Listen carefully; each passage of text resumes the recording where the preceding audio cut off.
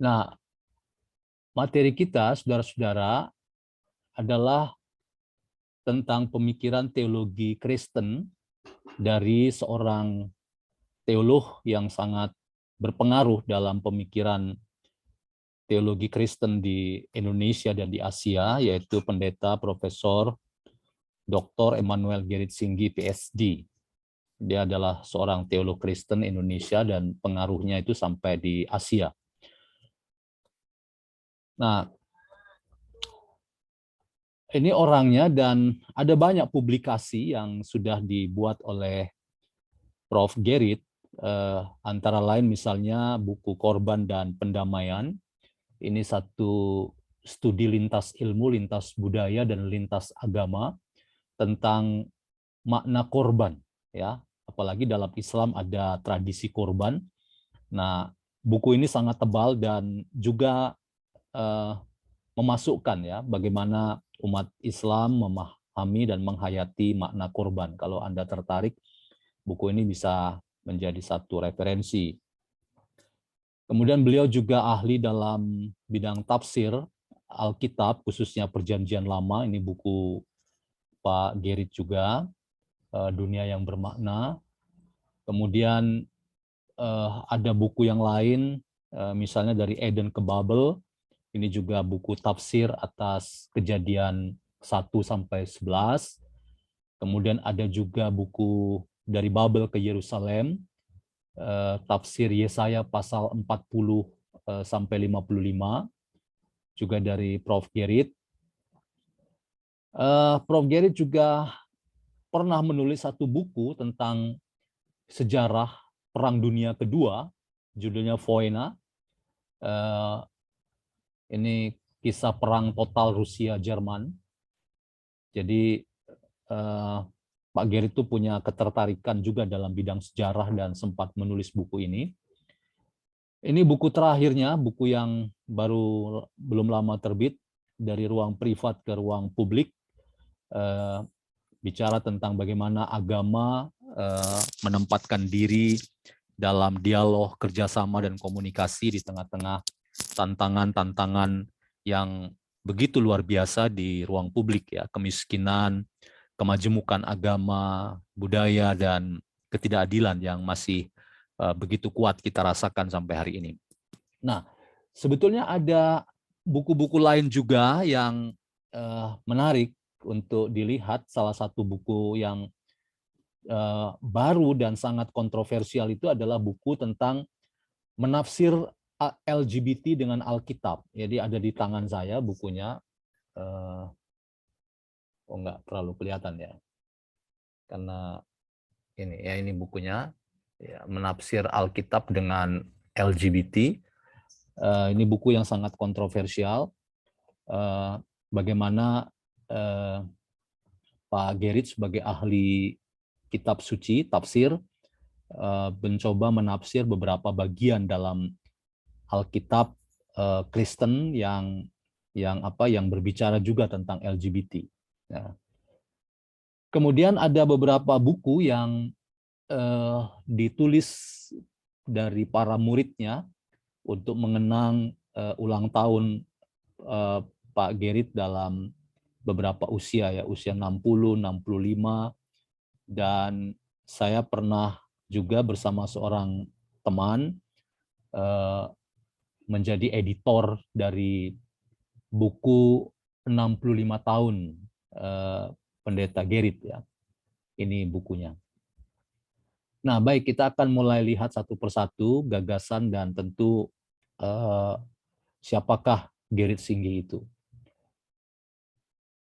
Nah, Emmanuel Gerrit Singgi lahir di Jakarta 7 Agustus 1949. Ia menempuh pendidikan S1 Teologi di STT Duta Wacana, Yogyakarta, 72 sampai 77. Dan antara tahun 1978 sampai 1982, ia melanjutkan studi PhD di Universitas Glasgow di Skotlandia dalam bidang tafsir Perjanjian Lama. Dan disertasinya berjudul The Concept of Creation in the Prophetic Tradition from Amos to Deuteronomy Isaiah. Ya, jadi konsep penciptaan dalam tradisi kenabian dari Nabi Amos sampai Nabi Yesaya kedua, ya, Deutero Yesaya. Nah, sepulang dari Glasgow tahun 83, ia ditabiskan sebagai pendeta Gereja Protestan di Indonesia bagian Barat, GPIB, dan ia pernah menjadi pendeta di GPIB Immanuel Makassar tahun 83 sampai 85, ya, GPIB Immanuel Makassar. Nah, sejak tahun 85 sampai sekarang ia adalah dosen tetap di Fakultas Teologi Universitas Kristen Witawacana UKDW Yogyakarta. Nah, puncak karirnya sebagai seorang dosen tafsir Alkitab dan teologi kontekstual adalah saat ia dianugerahi gelar guru besar atau profesor ilmu teologi oleh pemerintah Indonesia pada 1 Oktober 2004. Dan ia membacakan pidato guru besarnya pada 19 Januari 2005 berjudul Ex Nihilo Nihil Fit, sebuah tafsiran Kejadian 1 ayat 1 sampai 3. Jadi ex nihilo nihil fit itu artinya dari ketiadaan tidak mungkin ada penciptaan, ya. Jadi selama ini kita selalu punya keyakinan bahwa Allah itu atau Allah itu menciptakan segala sesuatu dari ketiadaan, ya. Ya, dia Allah yang maha kuasa, ya. Jadi bisa menciptakan dari yang tidak ada. Tetapi Prof. Gerrit mencoba menafsirkan Kejadian 1, ya, kitab Kejadian 1 ayat 1 sampai 3, dan kemudian bisa mengatakan dari ketiadaan tidak mungkin ada penciptaan, ya. Jadi ex nihilo nihil fit. Karena apa? Karena penulis Kejadian 1 ayat 1 sampai 3 itu ternyata menyebut ada materi pra penciptaan seperti samudra raya, ya, dan itu dianggap materi pra penciptaan. Dari mana itu? Apakah itu ciptaan Tuhan? Apakah itu dibuat oleh Tuhan? Nggak ada yang tahu, ya. Jadi itu yang mau dibuktikan oleh Profesor Gerrit Singgi. Kemudian pada 6 Desember 2011 ia mendapat pengakuan internasional dalam bidang teologi dengan anugerah gelar Doktor Honoris Causa dari Protestantse Theologische Universiteit PTHU di Kampen, negeri Belanda, ya. Jadi beliau punya pengaruh sampai ke bahkan ke Eropa Barat, ya, pemikiran-pemikiran teologinya. Nah, yang tertarik untuk melihat pidato guru besar Prof. Gerrit bisa membaca buku ini. Dalam buku dua konteks ini percakapan tentang ex nihilo nihil fit itu bisa saudara lihat, ya, saudara baca di sini. Nah, kita lihat beberapa pemikiran dari pendeta Profesor Emmanuel Gerrit Singgi. Yang pertama adalah wacana baru hermeneutik kontekstual, ya. Hermeneutik itu adalah ilmu tafsir. Nah, menurut Pak Gerrit, teks itu mendapat maknanya justru karena mempunyai kecocokan dengan situasi dan kondisi si pembaca teks.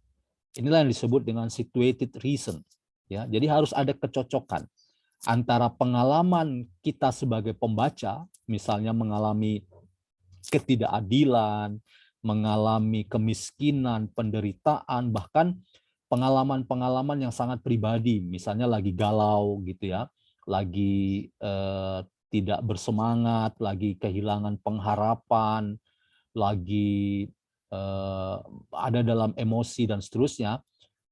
Kemudian kita membaca satu ayat yang ada dalam kitab suci kita dan kita merasa bahwa ayat itu sangat mengena dengan kita. Ayat itu sangat pas dengan apa yang sedang kita alami. Itulah yang disebut dengan kecocokan, ya. Dan pembaca di sini berarti pembaca masa kini, yaitu kita semua, ya. kita yang ada di hari ini termasuk, yang mengharapkan makna karena teks berbicara bagi situasi kita, ya, kita yang sedang menderita, kita yang sedang mengalami ketidakadilan, kita yang sedang mengalami konflik sosial, bahkan kita yang sedang mengalami hal-hal yang sangat pribadi seperti galau gitu ya, lagi putus asa, patah semangat, kehilangan pengharapan.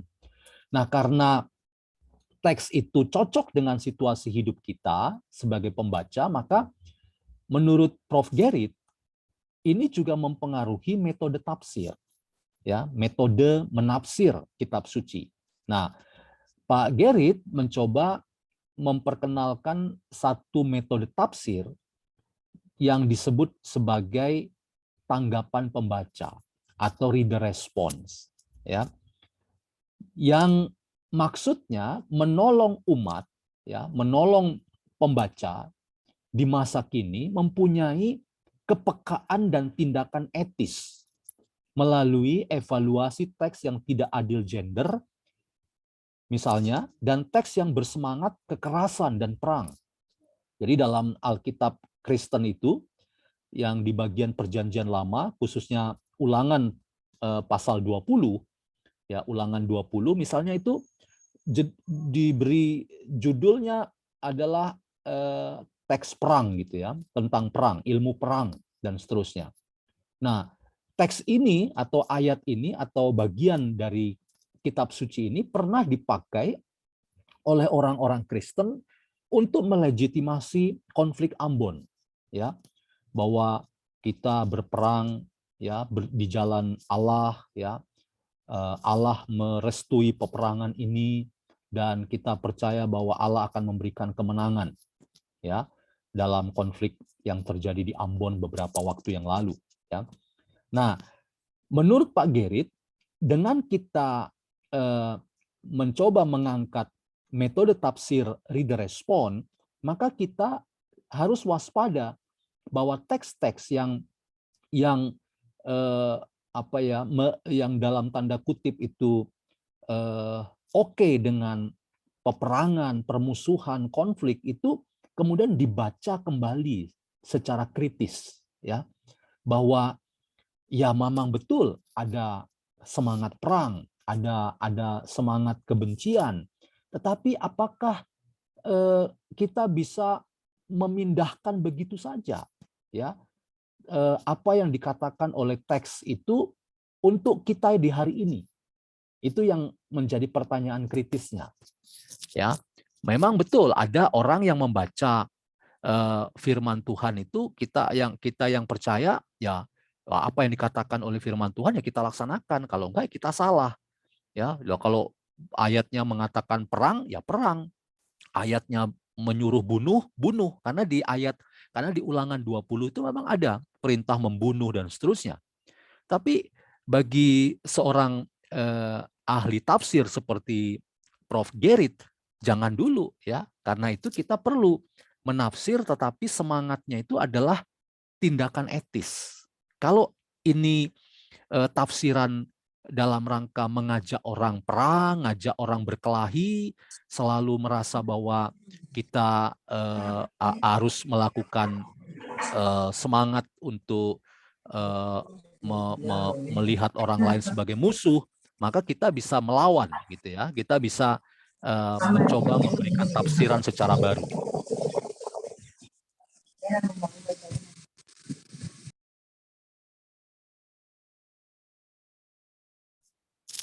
Ya, saya lanjutkan lagi. Jadi kita bisa memberi tafsiran baru, gitu ya, yang anti terhadap kekerasan, anti terhadap perang, gitu ya.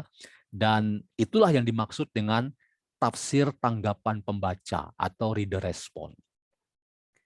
Nah, yang berikut, Pak Gerrit juga merekomendasikan apa yang disebutnya sebagai hermeneutik budaya yang paling berbicara di konteks Indonesia, yang disebutnya sebagai hermeneutik rasa malu. Ini mirip dengan kita di budaya Sulawesi Selatan itu ada istilah siri gitu ya, malu ya, punya rasa malu ya, sehingga kita akan menjaga kehormatan kita, ya, menjaga kemuliaan kita, tidak mempermalukan orang lain, bahkan tidak mempermalukan diri sendiri. Nah, menurut Pak Gerit, budaya rasa malu itu jauh lebih berbicara bagi kita di konteks Indonesia, bahkan di konteks orang Timur, ya, daripada rasa bersalah. Karena dalam studi-studi yang dilakukannya, beberapa literatur mengatakan konsep rasa bersalah itu sebetulnya konsep yang berasal dari agama-agama, khususnya agama-agama Semitis, ya, Yahudi, Kristen, Islam, gitu ya. Dan bagi kita yang ada di bukan tradisi Semit, ya, Semitis, atau bukan tradisi Abrahamik religion, kita dari tradisi Indonesia, kita pertama-tama mengenal sebetulnya prinsip yang disebut rasa malu dalam budaya kita. Misalnya di Sulawesi Selatan ada Sirina Pace, ya. Nah, hermeneutik rasa malu ini menjadi sarana penyembuh luka sosial dan luka religi yang sering muncul dalam konflik-konflik sosial bernuansa keagamaan. Jadi orang mengapa terjadi konflik sosial bahkan konflik keagamaan itu karena orang dipermalukan, ya. Orang merasa kehormatannya diinjak-injak, ya. Orang merasa harga dirinya jatuh gitu ya, tidak dihargai.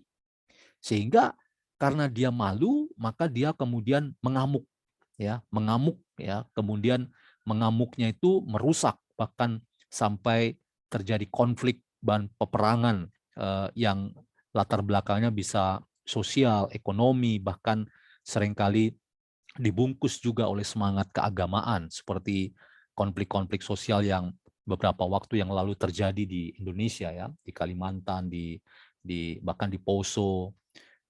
Jadi menurut Prof. Gerit, dengan menyadari bahwa rasa malu itu penting dalam rangka kita berbicara tentang relasi antar budaya dan agama di Indonesia, maka hermeneutik rasa malu, ya, itu kemudian menjadi solusi dalam rangka kita menyembuhkan banyak luka-luka sosial dan keagamaan akibat konflik yang sering terjadi di kita, ya. Nah, salah satu titik masuknya itu adalah kearifan-kearifan lokal seperti di budaya kita itu Sirina Pace, ya. Kemudian yang kedua, pemikiran Prof. Gerit berbicara tentang wacana baru teologi.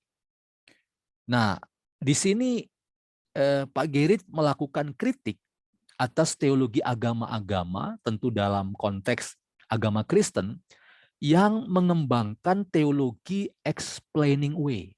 Apa itu explaining way? Yaitu menjelaskan agama-agama dan kebudayaan-kebudayaan lain, ya, tetapi untuk maksud membabat habisnya dan menempatkan agama Kristen sebagai paling unggul atas agama lain, budaya lain. Jadi disebutkan agama Hindu begini, agama Buddha begini, agama Konghucu begini, agama Islam begini, budaya A begini, budaya B begini. Tapi ujung-ujungnya kalau agama Kristen atau budaya Kristen begini. Dan secara tanpa sadar, bagian terakhir agama Kristennya itu dia mau mengatakan bahwa agama Kristen yang paling oke, paling unggul dari yang lain. Nah, menurut Pak Gerit ini nggak betul, ya.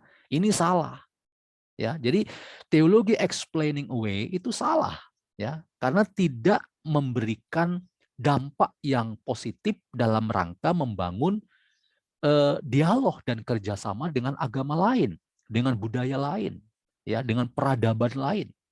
Karena hasilnya langsung ketahuan. Ya, buat apa kita berdialog kalau ujung-ujungnya sudah merasa paling benar sendiri? Buat apa kita bekerja sama kalau ujung-ujungnya kita merasa bahwa yang lain salah? Ya, tidak ada gunanya. Karena itu teologi explaining way harus diubah, ya, harus bahkan dihilangkan. Kemudian Prof. Gerit juga menawarkan pemikiran teologi tentang identifikasi Allah ya yang menderita bersama para korban. Korban adalah mereka yang harus ditolong. Dalam rangka Prof. Gerit menafsir Injil Matius 25 ayat 31 sampai 46 yang di sana dikatakan, saya sebutkan misalnya salah satu ayatnya itu, apapun juga yang kamu lakukan pada saudaraku yang paling hina ini, maka engkau melakukannya untuk aku. Ya, jadi di sana dikatakan Tuhan itu bilang, apapun juga yang kamu lakukan buat saudaraku yang paling hina, yang miskin, yang menderita, kaum orang papa, ya mereka yang disebut sebagai kaum duafa, ya maka itu sama dengan kita melakukan kebaikan kepada Tuhan, sama dengan kita menolong Tuhan sendiri. Jadi Tuhan tidak hanya menolong. Jadi kan selalu kita punya konsep pemahaman Tuhan selalu menolong kita karena Ia Maha Kuasa. Tetapi Pak Gerit mengatakan Tuhan juga ditolong ketika kita melakukan kebaikan buat orang yang miskin menderita. Ya, ini yang menarik.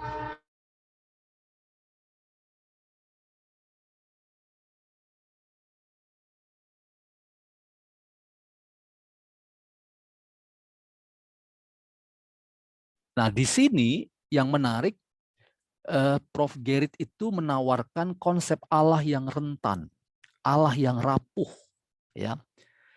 Dan itu dilawankan dengan Allah yang gagah perkasa.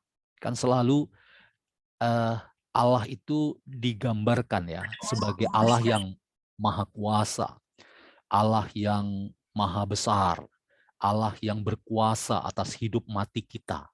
Ya itu nggak salah, itu benar.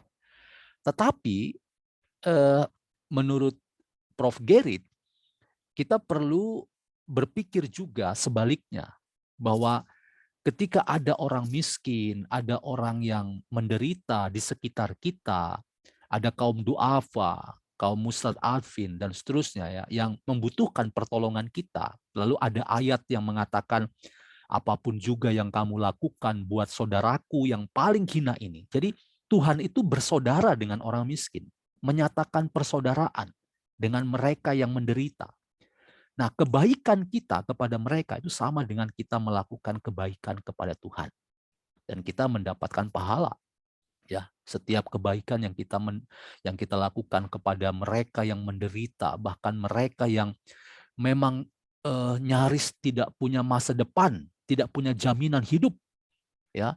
Dan kita mau menolong mereka, itu sama dengan kita menolong Tuhan. Jadi Tuhan tidak hanya digambarkan sebagai Ia yang selalu menolong, tetapi Ia juga yang ditolong ketika kita mencoba melakukan kebaikan bagi mereka-mereka yang menderita, mereka yang miskin, dan seterusnya. Ini menarik, salah satu konsep yang kontroversial dalam teologi Kristen, tetapi ini juga benar gitu loh, karena ini dalam kitab suci ada gitu ya, bahwa Allah itu tidak hanya Ia yang gagah perkasa, pahlawan perang, Ia tidak hanya yang maha kuasa, maha besar, tetapi Ia juga yang rentan dan rapuh dan bersama mereka yang mengalami penderitaan dalam hidupnya. Yang berikut, Prof. Gerit Singgi juga menawarkan pengembangan Roh Kudus sebagai basis toleransi Kristen kepada yang lain. Jadi Roh Kudus itu ada dalam konsep Trinitas Kristen ya. Tapi sekali lagi saya selalu harus mengatakan bahwa kalau orang Kristen bicara Allah Trinitas atau Allah Tritunggal itu tidak pernah kami membayangkan ada 3 Allah. Karena saya sering mengingatkan juga ke umat saya, ke jemaat saya, hati-hati dengan ajaran tentang Allah Tritunggal, Allah Trinitas. Jangan kita kesleo, seolah-olah ada 3 Allah. Tidak. Jadi agama Kristen atau teologi Kristen itu juga Allah yang esa, ya, seperti yang dikatakan oleh Yesus ketika dalam Injil Markus 12 ayat 29 ia mengatakan Allah itu esa, ya, itu yang dikatakan oleh Yesus. Jadi imannya Yesus itu bukan Allah Tritunggal atau 3 Allah, Tidak, ya, karena imannya Yesus itu adalah iman kepada Allah yang esa, ya. Nah, Roh Kudus itu adalah Roh Allah, ya. Dan dalam teologi Kristen kata Roh Kudus atau roh itu dari bahasa Ibrani ruah, ya. Dulu saya belajar bahasa Arab itu karena saya belajar bahasa Ibrani. Jadi bahasa Arab Ibrani itu kan satu rumpun ya, dari kanan ke kiri ya, nulisnya terbalik dari biasanya kita. Jadi kata ruah ya. Jadi ruah itu artinya angin ya. Dalam bahasa Yunani pneuma. Pneuma itu angin juga. Nah, siapa yang bisa melihat angin, siapa yang bisa memegang angin, siapa yang bisa menjaring angin, tidak ada. Dan di sini Pak Gerit sebetulnya mau mengatakan bahwa kita tidak bisa membatasi pekerjaan Allah. Kita tidak bisa membatasi kasih sayang Allah dalam kehidupan manusia di dunia ini. Ya. Karena roh Allah itu ada di mana-mana. Dia seperti angin. Ya, dan karena itu konsekuensinya ini ya, ini beberapa simbol untuk bicara tentang Roh Kudus ya. Ada yang digambarkan seperti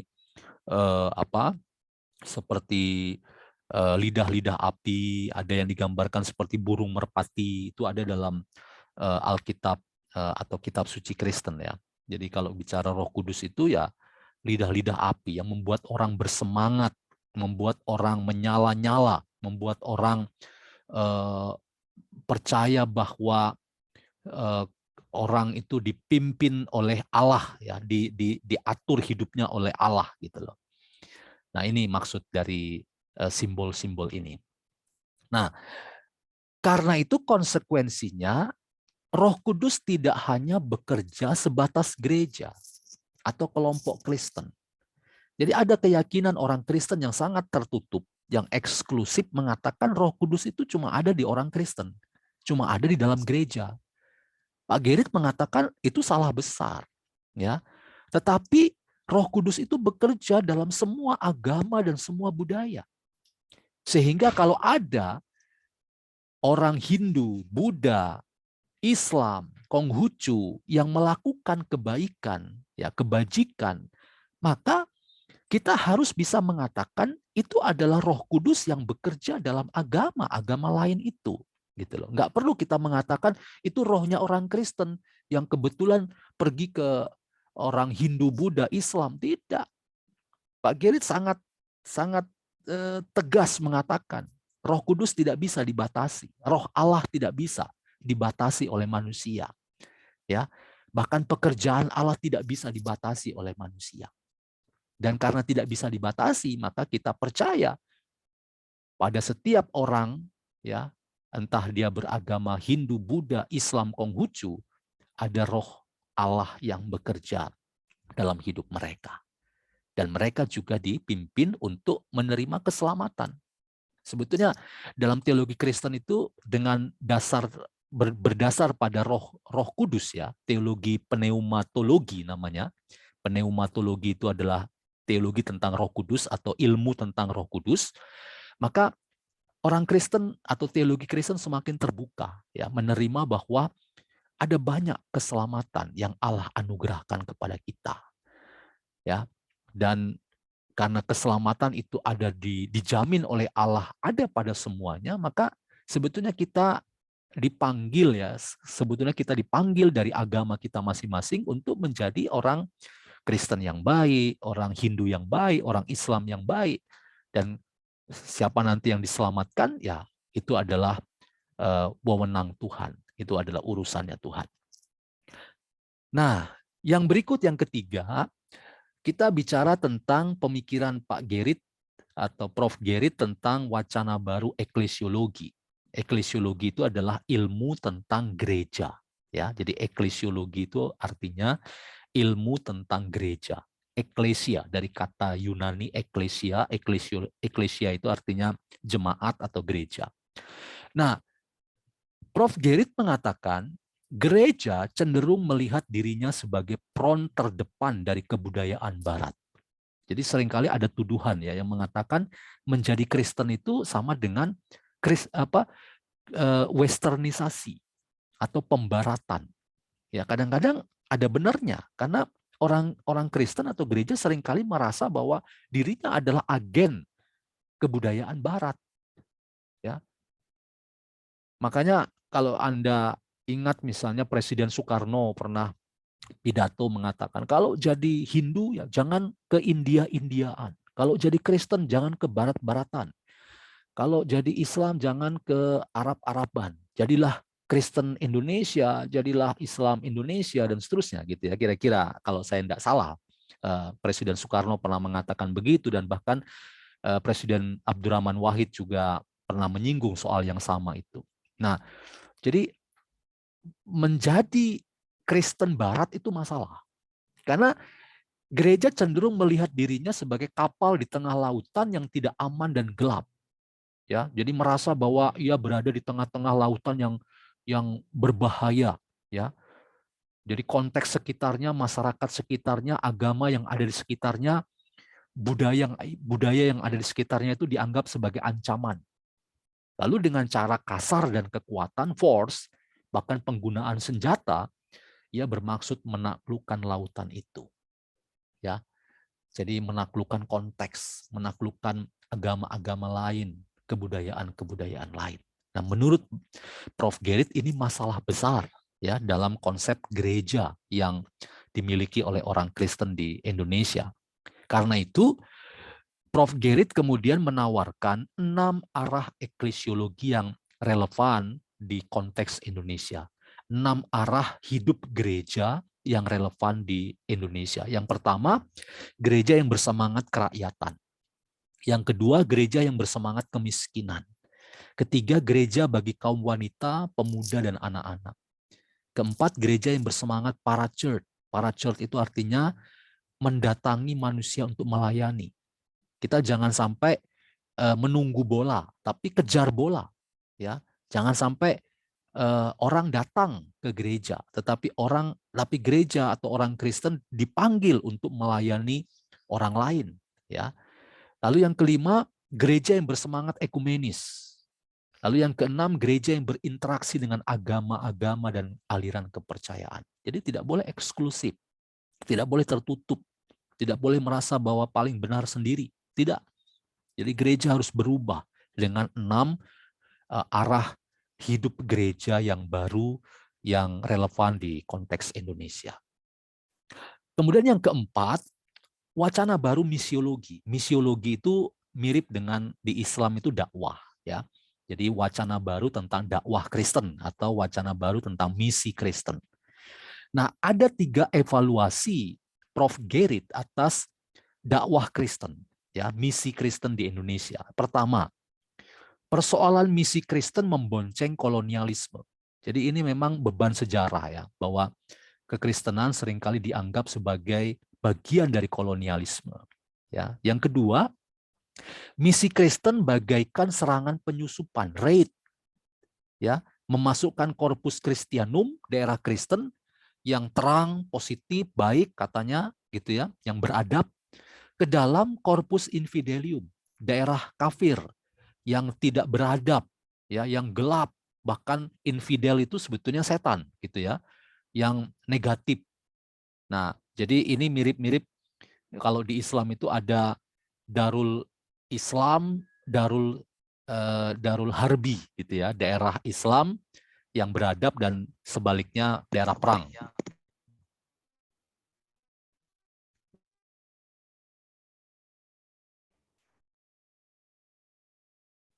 Nah, kemudian yang ketiga, sejarah misi itu bagaikan mekanisme alarm yang menyembunyikan tanda bahaya dari konteks.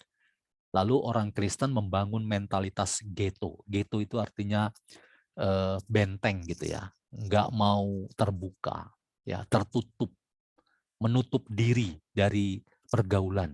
Ya, jadi orang Kristen itu merasa paling benar sendiri. Orang lain jahat semuanya, orang lain tidak ada yang baik.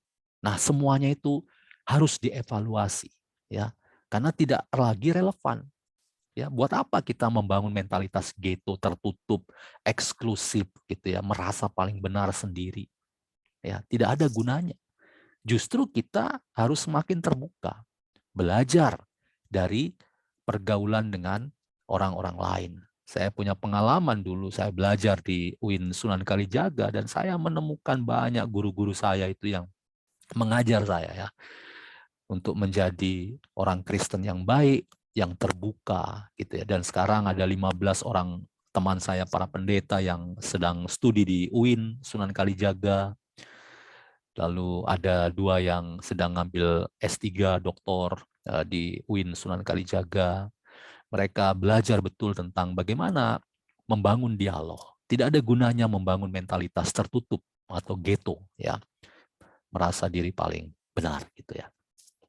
Nah, yang berikut menurut Prof. Gerrit, karena itu misiologi yang relevan atau dakwah Kristen yang relevan itu akan dibangun dengan mengelola 4 isu strategis. Yang pertama, relasi dengan agama-agama lain semakin mau berdialog, ya, bekerja sama dalam rangka mengatasi banyak masalah di Indonesia, ya, kemiskinan, penderitaan, tidak bisa kita berjalan sendiri-sendiri. Lalu yang kedua, kita juga mengatasi konflik etnis yang sangat potensial terjadi di Indonesia, di Kalimantan gitu ya, serobot-serobot tanah, ya, perebutan tanah itu potensi sekali, ya, akan menimbulkan kerawanan dalam konflik etnis. Dan gereja bekerja sama dengan agama-agama lain juga harus ya mencoba mengatasi bersama konflik etnis. Yang ketiga, ketidakadilan dan kemiskinan.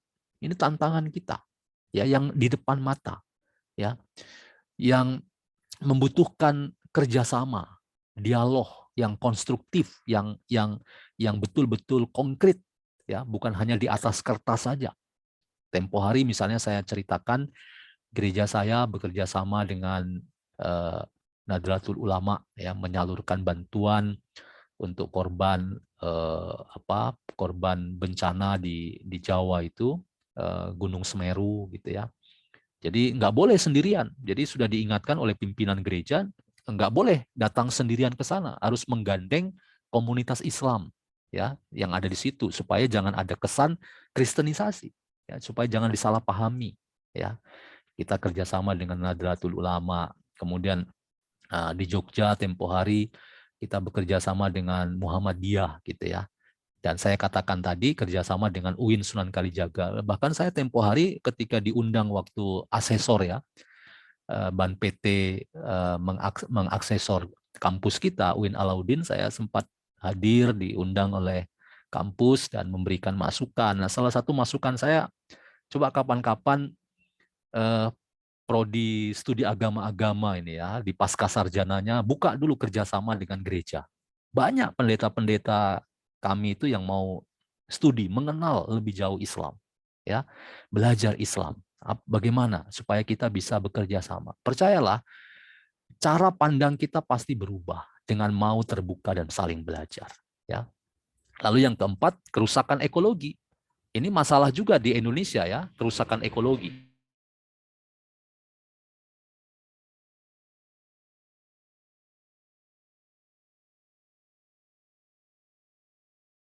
Nah, tempo hari misalnya kami di Semarang itu bekerja sama dengan NU Nahdlatul Ulama untuk menanam mangrove ya di pantai utara Jawa, dan luar biasa dampaknya ya, pantai utara Jawa, kerjasama lintas agama untuk mengatasi kerusakan ekologi. Nah, itu semua adalah strategi yang dipakai dalam rangka misi atau dakwah itu menjadi kontekstual. Jadi dakwah itu atau misi Kristen itu bukan hanya dulu pengertiannya. Jadi sudah jadul gitu ya, bikin orang jadi Kristen atau bikin orang jadi Islam gitu ya. Tidak, atau jadi Hindu, pindah agama, tidak ya. Tetapi bisa dimengerti secara baru. Misalnya misi sebagai dialog dengan agama-agama lain, misi sebagai upaya bersama mengatasi kemiskinan, mengatasi kerusakan ekologi dan seterusnya. Lalu yang oke, saya kira materi saya selesai. Pemikiran Pendeta Profesor Emmanuel Gerrit Singgi. Ada catatan-catatan yang menarik dari pemikirannya, dan pemikiran Prof. Gerrit sangat memberi pengaruh besar ya dalam perkembangan pemikiran teologi Kristen modern, khususnya di Indonesia dan Asia. Ya, ada catatan evaluasi, catatan kritis bagi teologi, gereja, misi atau dakwah Kristen supaya semakin terbuka, supaya semakin mau bekerja sama dan berdialog dengan agama-agama dan kebudayaan-kebudayaan lain. Demikian catatan saya materi kita hari ini.